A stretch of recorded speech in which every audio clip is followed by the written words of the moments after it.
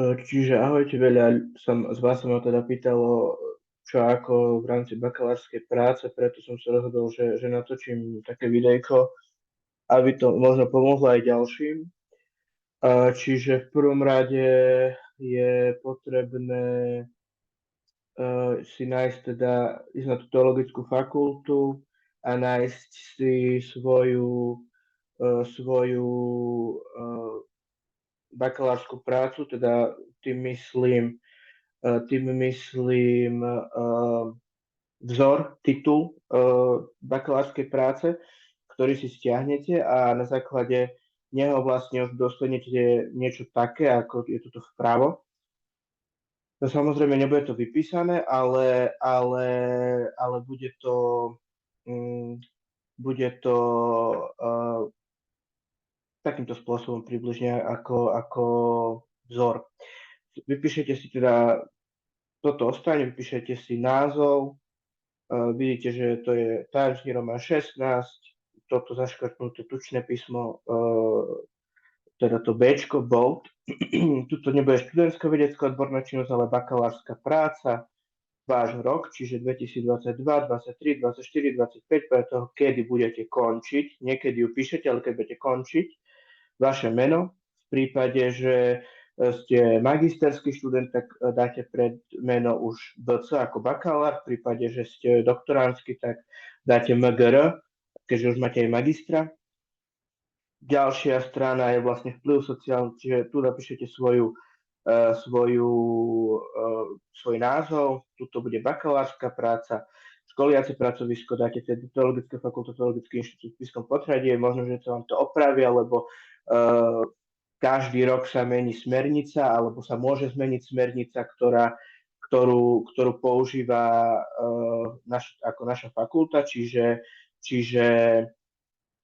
záleží, ale vo všeobecnosti by to takto približne malo fungovať. V prípade, že niečo bude potrebné dokončiť, alebo teraz zmeniť, tak to vám určite oznámi školiteľ. Čiže dáte Spišské Potradie, keďže študujete na kapituli, tak je to Spišské Potradie, ak študujete v Košiciach alebo inde, tak dáte iné pracovisko, iné miesto tam, kde študujete, rok, kedy končíte, znovu meno. Myslím, že tu ešte by mal byť teda titulný list, ale to už je vypísané v tých vzoroch. Čestné prehlásenie, čo znamená, že ste tú prácu spracovali vy, koľko obsahuje znakov, ako sa volá, ako sa vy teda voláte. Kedy podpíšete sa samozrejme abstrakt v slovenskom jazyku, to znamená, že vypíšete si priezvisko veľkým, meno kurzívou, to znamená, že ak sa pozrieme tuto, tak je to týmto tu, kurzíva, vypíšete názov svojej práce, Times New Roman, 12 písmo. To všetko bude viac menej aj v tej ako v tom vzore, ktorý môžem poslať neskôr link na ten vzor. Tuto nebude švoč, ale bakalárska práca, alebo magisterská, diplomová, dizertačná, podľa toho, akú teda prácu máte. V rámci tohto školiteľ môžete mať niekoho iného. Pozor na to, niektorí školiteľia si zmenili titul, niektorí už nie sú iba PhD, ale môžu byť docenti, niektorí môžu byť profesori a tak ďalej, čiže na to si teda dať pozor. Počet strán, samozrejme, koľko strán má tá práca, mimo príloh, mimo referencií, ale to vás upozorní na to vlastne školiteľ. Čo je obsahom abstraktu? Obsahom teda musí byť, čo je obsahom práce. Čiže obsahom predloženej švoč je identifikácia problematiky sociálnych sietí, problematiky influencerstva v rámci, čo sa teda nachádza v teoretickej časti. V rámci teoretickej časti sme sa snažili zadefinovať etapu adolescencie z pohľadu psychológie, zadefinovať pojem sociálnych sietí v oblasti psychológie a zároveň sa snažili subjektívne identifikovať influencerov chladných a záporných. Čiže to je, čo je v tej teoretickej, čo je v empirickej časti. Čiže tam je kvantitatívny výskum, tí, ktorí už ste prešli druhým ročníkom, tak viete, že kvalitatívny je väčšinou rozhovor, kvantitatívny je väčšinou dotazník. Samozrejme je mnoho iných druhov a tak ďalej, ale to nie je podstatné. Čiže aký typ výskumu ste si vybrali, alebo ak máte iba teoretickú prácu, tak iba teoreticky popisujete, čo ste si vybrali, ale väčšinou teda sa odporúča aj empirická časť, čiže vlastne aký typ výskumu, kto bola výskumná vzorka, čiže stredné školy, Spišská Nová Ves, Levoča, Krompachy u nás a čo sme zistili nejaké, možno ešte jednu vetu by som tu mohol dopísať. Následne by tu mali byť teda kľúčové slova, abecedne, čiže adolescenti, sociálne siete, influencery, ovplyvňovanie, propagácia a tak ďalej. Abecedne by to malo byť. Potom je tu vlastne abstrakt v anglickom jazyku, to znamená, že aj tí, ktorí máte napríklad nemčinu alebo taliančinu alebo iný jazyk, musíte, alebo teda odporúča sa, keďže je taký anglický jazyk je taký rozšírený, tak sa dáva vlastne vždycky alebo väčšinou abstrakt v anglickom jazyku. Ďalej tu je zoznam obrázkov, ak nejaké máte, zoznam tabuliek, to sa všetko robí na konci, ale to nie je potrebné, alebo to nie je povinné. Ale toto je povinné obsah. Čiže vy si vlastne dáte, obsah v rámci Wordu. To znamená, že v týchto častiach kliknete na obsah. To presuniem. Čiže tuto kliknete na obsah, konkrétne by to malo byť v rámci to je v rámci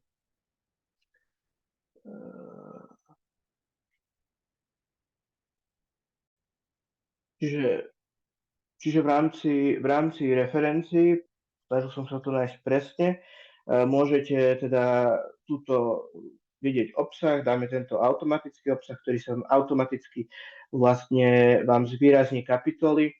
On ten obsah nebude taký, ako by ste chceli, áno, bude takýto, čiže vy si to musíte opraviť na Times New Roman 12, 14 podľa toho, ako hovorí aktuálna smernica, ale na to vás upozorní školiteľ, to je najmenej, lebo to je formálna úprava, tam ide dôležitejšie je, čo je tam napísané. Čiže to je obsah. Tak môžete aj túto v poličku hľadať, vlastne kliknúť na obsah, alebo teda napísať obsah a zobrazí sa vám. Čiže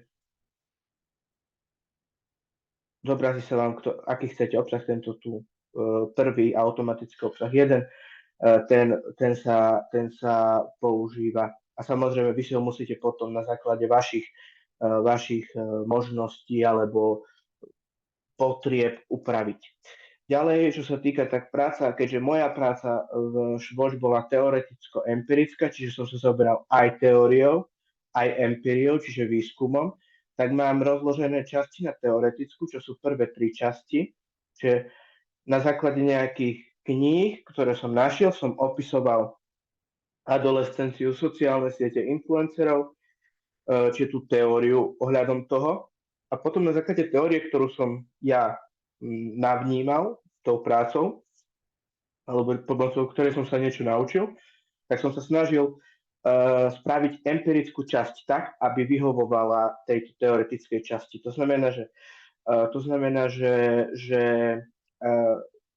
vo väčšine prípadov sa odporúča robiť empirický výskum. Budem hovoriť iba o empirickom výskume, lebo aj školitelia tlačia na to, aby to bol empirický výskum, lebo je to jednoduchšie v jednoduchosti a je to, ak píšem vlastnými slovami, tak je to aj ľahšie pre toho študenta. Čiže v prvom rade teda ako samotný úvod, ten vždy sa píše na záver, pretože vy neviete, čo napíšete a tak ďalej. Vždy začínate prvou kapitolou. To znamená, že adolescencia. Vypíšete si, čo chcete zisťovať. Či chcete zisťovať etapy adolescencie, alebo či chcete zisťovať vývinovej psychológie adolescencie, alebo či chcete zisťovať z biologického hľadiska. Čo vy chcete, to si ako keby premyslíte. Ja som sa pozrel na tú psychológiu a na vývinovú psychológiu, kde som popísal adolescenciu na základe citácií, parafráz, ktoré potom neskôr ukážem. Ontogenetika, čiže periodizácia, ako sa periodizuje skorá, stredná, neskorá, myslenie, čiže tzv. Kognitívne procesy, premyšľanie, prežívanie, správanie, rizika a to všetko vlastne mi vyšlo približne na tých, ono tu je napísané 15 strán, ale neviem, možno to môže byť 8 strán, 9 ako z hľadiska tak vizuálne, pretože jednak je to písmo Tanží Roman 12, druhák je to písmo zarovnané podľa okrajov a tretiak je to 1,5 to písmo. Ešte k tomu dokonca v rámci možnosti riadkovania tuto niekedy býva, že je riadkovanie pred za 8 bodov. Vždy musí byť 0 bodov, ale to už je maličkosť.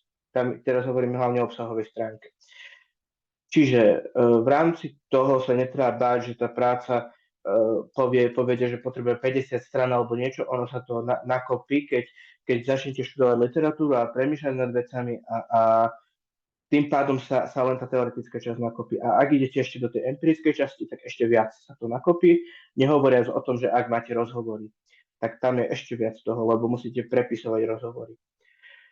Ďalej sociálne siete, čiže vlastne toto celé je teória o tom, čo sú sociálne siete, negatíva, sociálne siete, pozitíva, výzvy v súčasnosti, aké problémy máme, kto sú influenceri, aké sú kladné, alebo ako by sme kladne chápali influencerov ako záporne hľadiska tzv. Sociálnej patológie, ale teraz je podstatná tá empirická časť. To je to, čo v druhom ročníku bakalárskeho štúdia v zimnom semestri alebo v letnom semestri máte, bude to metódy kvantitatívneho alebo kvalitatívneho výskumu a tam musíte robiť vlastne seminárku a presne to robíte v bakalárke. Čiže najprv zistíte, čo je empirická časť, čiže čoho sa koná. My sme si vybrali kvantitatívny výskum, čiže toto je tu rozpísané, že máme kvantitatívny výskum, prečo sme si to vybrali, pretože predpokladám, alebo myslíme si, že adolescenti sú z hľadiska tej vývinovej psychológie viac náchylnejší veriť takýmto veciam, nehovoriac o deťoch napríklad, hej, aj to by sme si mohli vybrať ako výskumnú vzorku. Ale zároveň je potrebné, aj keď si vyberiem tú výskumnú vzorku, premýšľať nad tým, že či tie dáta bude možné zbierať. Napríklad v prípade detí je problém, napríklad sú problémom rodičia. Keďže adolescenti sú v tom veku približnej dospelosti, takže tých od 18 rokov máte, ako keby ste krytí tým ako výskumník, že sú vlastne už majú právnu spôsobilosť na právne úkony, takže po tej 18, takže to znamená, že sú schopní a majú vlastnú vôľu. Pričom tie deti musíte pýtať alebo prosiť vlastne o súhlas rodičov, nie každý rodič chce dať súhlas, niektorý rodič sa zaujíma o výskum, čiže strávite viac času tým získavaním dát. Ale samozrejme záleží, koho si vyberiete. To isté, čo sme robili v tých seminárkach, konkrétne kvalitatívnom a kvantitatívnom výskume, to isté robíme tu, či vlastne ciele, hypotézy a výskumu. My sme si vybrali hlavným cieľom, teda je to primárnym cieľom, hlavným cieľom je zistiť aký vplyv majú sociálne siete na fungovanie myslenia adolescentov. Ďalej sme si z toho hlavného cieľa, čo sme mali aj v seminárke, vybrali 4 podcieľe alebo vedľajšie ciele a na základe tých 4 podcieľov alebo vedľajších cieľov sme stanovovali hypotézy. Čiže sme stanovovali hypotézy na základe ročníka, že starší budú inak premýšľať nad tými influencermi ako mladší, že pohlavie bude inak premýšľať nad krásou svojou vlastnou ako vlastne iné pohlavie, teda muži, ženy. A ďalej v rámci gymnázií, stredných odborných škôl, že to bude iné. A potom tu máme ešte tu je pohlavie a potom tu máme už také kvantifikátory, čiže percentuálne, koľko si myslíme, že percent bude odpovedať áno alebo nie v tejto otázke. V rámci takých bakalárskeho stupňa by som odporúčal používať tieto, alebo možno ešte porovnávanie muži, ženy, porovnávanie vekovo starší, mladší, porovnávanie, neviem, ak máme nejaké dáta, alebo ak robíme niečo o chudobe, tak keby menej chudobný, viac chudobný, alebo si to nejakým spôsobom premyslieť a takýmto spôsobom vlastne formulovať hypotézy. Čiže predpokladáme, že jedna skupina ľudí bude odpovedať inak, to znamená, že buď kladnejšie alebo zápornejšie ako druhá skupina ľudí. Čiže to sú také jednoduché hypotézy ku kvantitatívnemu výskumu, ktoré by som odporúčal, lebo sú jednoduché a jednoduché na pochopenie. Čiže predpokladám napríklad, že z praktického života dám hypotézu, že predpokladám, že lacnejší televízor sa bude viac kaziť ako drahší televízor. Čiže komparujem vlastne lacnejší a drahší televízor a komparujem, teda komparácia znamená porovnávanie, porovnávam v úvodokách kaziteľnosť, ak také slovo existuje, alebo ako často sa kazí. Alebo budem porovnávam, neviem, kvalitu vzdelávania. A budem porovnávať kvalitu vzdelávania na školách základných, stredných a vysokých. To už je taká zložitejšia hypotéza, lebo máme 3 typy škôl. No a poviem, že predpokladám, že kvalita vysokého školstva je väčšia ako kvalita základného školstva. To je prvá hypotéza. Druhá hypotéza bude, predpokladám, že kvalita základného školstva bude vyššia ako kvalita stredného školstva napríklad. A tretia hypotéza, predpokladám, že kvalita stredného školstva bude nižšia ako kvalita vysokého školstva alebo vyššieho školstva. Nepodstatné, čo som povedal, ale je podstatné, aby ste rozumeli, že ako sa tie hypotézy tvoria, že čo chcem vlastne zistiť, čo chcem povedať. Skúmam napríklad šikanu, tak budem chcieť zistiť, že či mladší sú častejšie šikanovaní ako starší. Alebo budem chcieť zistiť, kým sú šikanovaní. Čiže či ľudia, teda žiaci, alebo ľudia, ktorí sú šikanovaní, tak či sú šikanovaní staršími alebo mladšími. Alebo či sú šikanovaní častejšie mužmi alebo ženami. Domáce násilie, či je viac mužov alebo u žien. To môžem robiť celé tie hypotézy. Môžem hovoriť, že či častejšie prevláda psychické alebo fyzické týranie. To všetko sú hypotézy, ale podstatné je, aby sme rozumeli, že ako sa tvorí tá hypotéza, aj to, čo chcem ja zisťovať. Musí mať nejaké 2 stupne, hej, čiže 2 ako keby kategórie, ktoré sa nazývajú teda premenné. Napríklad kazivosť televízorov a cena televízorov. To je vlastne premenná. A zistujem, že či drahší televízor sa viac kazí ako lacnejší televízor. Alebo či sa menej kazí ako lacnejší televízor. Čiže ide o to, že vlastne mám 2 premenné, to je tá kazivosť televízorov a cena televízorov a hovorím, že drahší televízor bude sa častejšie kaziť ako lacnejší, alebo opačne. Čiže len aby sme rozumeli, že vlastne čo sú tie hypotézy. Ďalej charakteristika výskumných metód. Tu charakterizujeme, čo je dotazník, ako sme dotazník formovali a tak ďalej. V rámci charakteristiky výskumného súboru máme vlastne koľko respondentov, čiže my máme dokopy 255 respondentov v rámci toho, že keď sme zisťovali, že koľko žiakov majú stredná odborná škola, gymnázium, ktoré sme oslovili, tak dokopy majú 255 vlastne študentov. Nám sa vrátilo 209. Čiže tá návratnosť dotazníka bola 81,18%. To znamená, že 11 respondentov nám dotazník nevrátilo, čo je 5... Pardon, toto je už iné otázka, to je už špecificky k niečomu inému, toto nie je podstatné. Len podstatné je to, že dajme tomu nejakých zaokrúhlenie 9% nám dotazník nevrátilo. Ďalej udávame tzv. Deskriptívu, keď niečo describe po anglicky znamená opis, čiže opisujem, opisná štatistika. A v prípade deskriptívy vlastne opisujem počet alebo percentuálne vyjadrujem, koľko mám mužov, koľko mám žien, napríklad vo výskume, koľko mám v mladšom ročníku, v staršom ročníku, v prípade televízorov by bolo, koľko mám drahších, koľko mám lacnejších televízorov, koľko mám televízorov, ktoré sa častejšie kazia, koľko mám televízorov, ktoré sa menej často kazia napríklad, alebo už by som zistil nejaké iné typy. Hej. Tie televízory sú najideálnejšie, lebo sú asi také jednoduchšie k pochopeniu. Čiže to sú vlastne deskriptíva, opisná štatistika. No a potom mám vlastne interpretáciu, kde interpretujem hypotézy. Čiže hypotézu 1 interpretujem, čo sme zistili. Čiže vypíšem si tabuľku, zistím, toto nemusíme používať, hej, to sú štatistické testy, my najčastejšie pravdepodobne budeme používať percentuálne výpočty, to znamená, že či je tam viac alebo menej.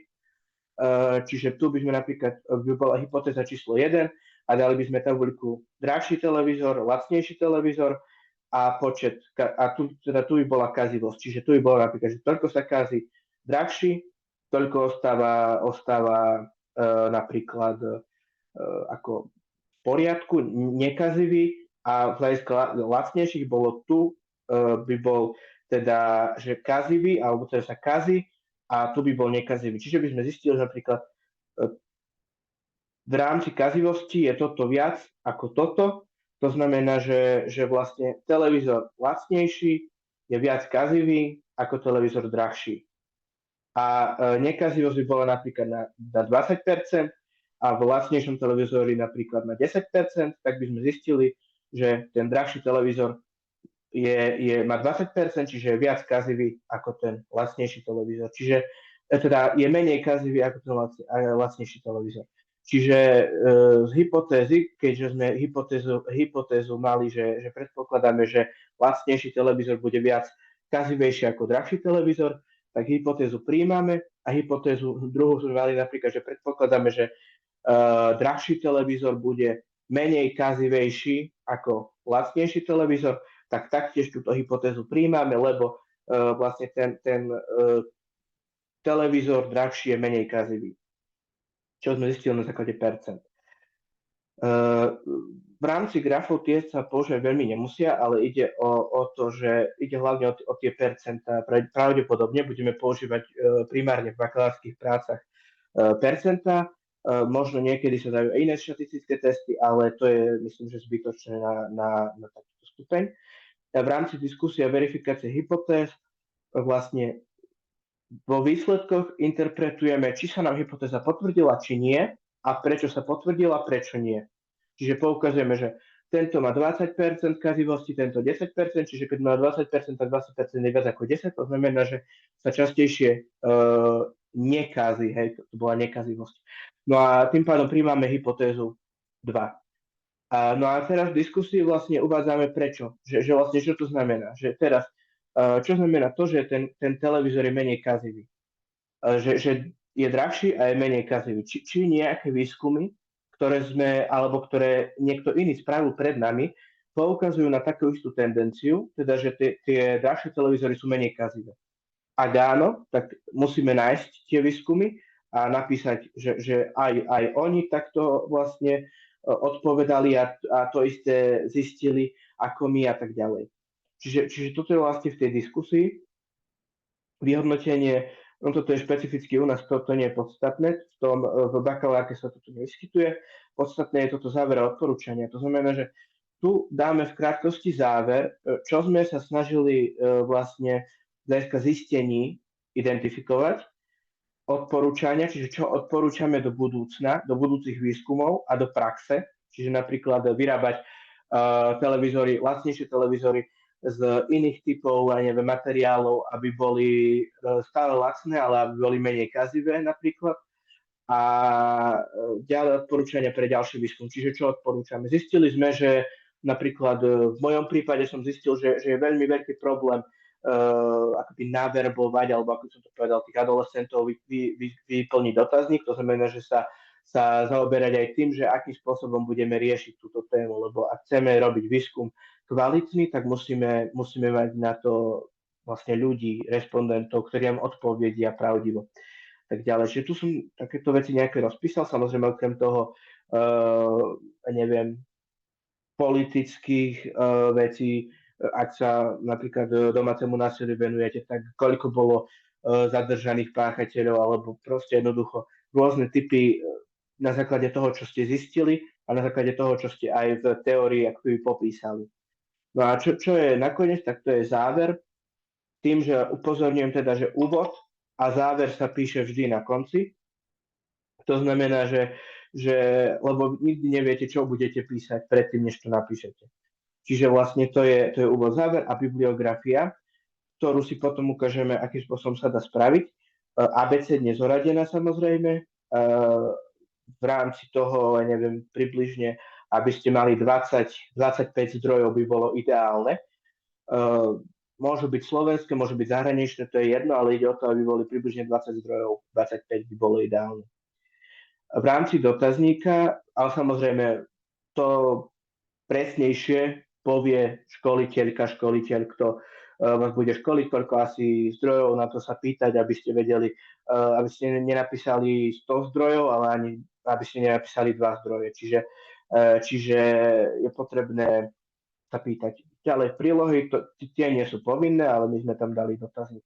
Ale hovorím, prílohy nie sú povinné.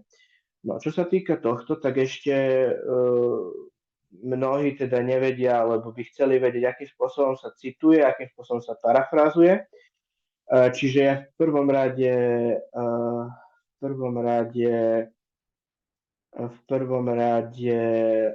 ukážem teda na to, z akých zdrojov okrem knižnice môžete čerpať. Keďže žijeme v modernej dobe, tak sme radi za internet, čo je veľkým zdrojom, ale je potrebné, aby ste v rámci kníh alebo v rámci vecí, ktoré budete pracovať s tými zdrojmi, aby ste mali presné a nie žiadne klamlivé informácie, preto odporúčam napríklad ResearchGate, bola sa teda ResearchGate.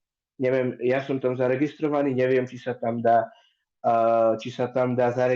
alebo teda, či sa tam dá prehľadávať materiál bez toho, aby ste boli zaregistrovaní, ale tam vlastne môžete nájsť čokoľvek, alebo teda publikované práce online. Ja som napríklad našiel práce profesorky Cintulovej, doktorky Budejovej a doktorky Bredovej o sociálnej prevencie a príprave sociálnych pracovníkov v oblasti prevencie, čo je vysokoškolská učebnica.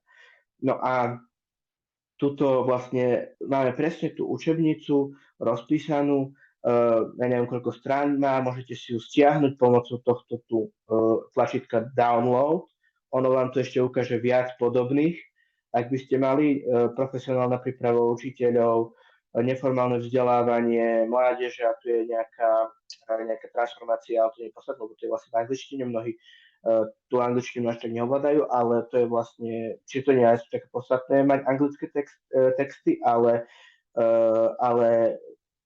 najčastejšie slovenské učebnice, alebo teda slovenské texty, alebo české, pretože vychádzate vlastne z lokality, kde žijete. Áno, nemôžete písať o americkej, o africkej sociálnej práci, ak oni majú iné typy sociálnej práce, alebo možno inak pristupujú a tak ďalej. Čiže, čo sa týka vlastne parafráz a citácií, tieto dve prvé sú vlastne parafrázy. Cintulová je vlastne hlavná autorka, keď sa pozrieme tuto, tak máme Lucia Ludvík Cintulová, Budajová, Bredová, čiže ešte tuto by malo byť vlastne, lebo má 3 mená, čiže predtým ešte musí byť napísané Ludvík Cintulová. V rámci toho, že máme 3 autorov, tak sa nepíšu všetci autori alebo všetky autorky, ale píše sa et al, alebo môžeme napísať, ešte máme alternatívu a kolektív, to je po slovensky. To je jedno, ako to napíšete. Ak píšete po slovensky, tak asi ideálnejšie bude a kolektív. Napíšete rok, to znamená, že oni tu majú napísané v roku 2022, čiže napíšete rok 2022, uvádzajú a hovoríte, čo uvádzajú. Čiže napríklad chcete riešiť niečo o, neviem, dajme tomu, zásady efektívnej primárnej prevencie, čiže nájdete si tú stranu a či to sú zdroje sociálne zmeny, zdravé alebo dajme, proste to je jedno, budete napríklad neformálne vzdelávanie, tak si pozriete, čo tu píšu, zistíte, že vás napríklad zaujíma, že čo je chybou nesplnenia krátkodobých neformálnych vzdelávaní v oblasti prevencie, tak vlastne zistíte, že tou chybou môžu byť rozhodovacie schopnosti, málo teda tej osvety a potreba zvýšenej informovanosti. Čiže to môžete teda uviesť, že Ludvík Sintulová a kolektív 2022 uvádzajú a poviete, že alebo teda predpokladajú, alebo tvrdia, že primárnou chybou v rámci prevencie je, že je tam teda málo tej osvety, zvýšenia informovanosti a podobne. V rámci toho môžete použiť iba ich citáciu, lebo vy necitujete tieto tu časti, tieto 2-3 riadky, ale citujete celú, čiže od tohto po toto. Oni citujú od tade. Od tade je tá Nemcová Solcová. Vy toto celé budete citovať. Čiže máte použiť Ludvík Sintulová. Ale v prípade, že máte napríklad, teraz ideme na prvú stranu, v prípade, že máte napríklad tuto je Orosová, tu budete vlastne cesta posilňovania zdravia, prechádzania rôznych formách digitálneho správania a tak ďalej, čiže podľa Orosovej, lebo Orosova to napísala, túto vetu napísala Orosová v 2003, čiže tu dokonca mám chybu, to má byť 2003.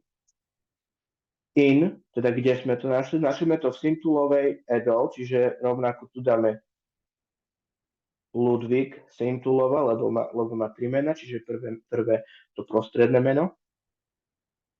Edol, lomeno a kolektív, ako chcete. Samozrejme, používa sa iba jedno, nepoužíva sa et al lomeno a kolektív, ale používa sa iba jedno, čiže buď iba et al, alebo a kolektív, ako uznáte za vhodné. Rok, čiže to je 2022, čo sme si tu hore ukazovali. No a zistíte, že podľa Orosovej in Ludvík Sintulova je vlastne prevencia cestou posilňovania, alebo je podľa tejto autorky prevencia hlavným cieľom prevencie cesta k zdraviu alebo k zdravému životnému štýlu, predchádzanie rôznym formám rizikového správania a tak ďalej. Nehovoríte od slova do slova, čo tu napísala, ale vlastnými slovami sa snažíte to parafrázovať, preto dáte podľa Orosovej in Ludvík Sintulová. Potom cieľom, ak idete už priamo vlastne citovať, ale necitujete len Orosovu, ale citujete celý ten riadok, čiže prevencia je v najšeobecnejšom zmysle slova chápaná ako cesta posilňovania zdravia, dáte Ludvík Sintulova. Ak idete citovať iba Orosovu, čiže ako keby toto tu celé, ako cesta posilňovania zdravia, ako cesta prechádzania ďalej, tak dáte iba Orosova a znovu Ludvík Sintulova. Tuto sme mali napríklad cieľom je poskytnúť informácie. Toto tu celé nie je citované, tu je napísaná Rosova, ale to je iba k tomuto. Tomuto nič nie je napísané, čiže dáte, že cieľom poskytnúť informácie, čo je pri primárnej prevencii cieľom primárnej prevencie poskytnúť informácie a tak ďalej. To dáte už ako, že teda Ludvík Sintulová, hej, máte dať teda Ludvík Sintulová et al., to znamená lomeno a kolektív. To je jedno, akým spôsobom, či budete používať a kolektív, alebo et al. Et al je po latinsky, a kolektív po slovensky, ako uznáte za vhodné, a rok samozrejme. No a teraz k tým citáciám. Ono samotné citovanie je komplikované.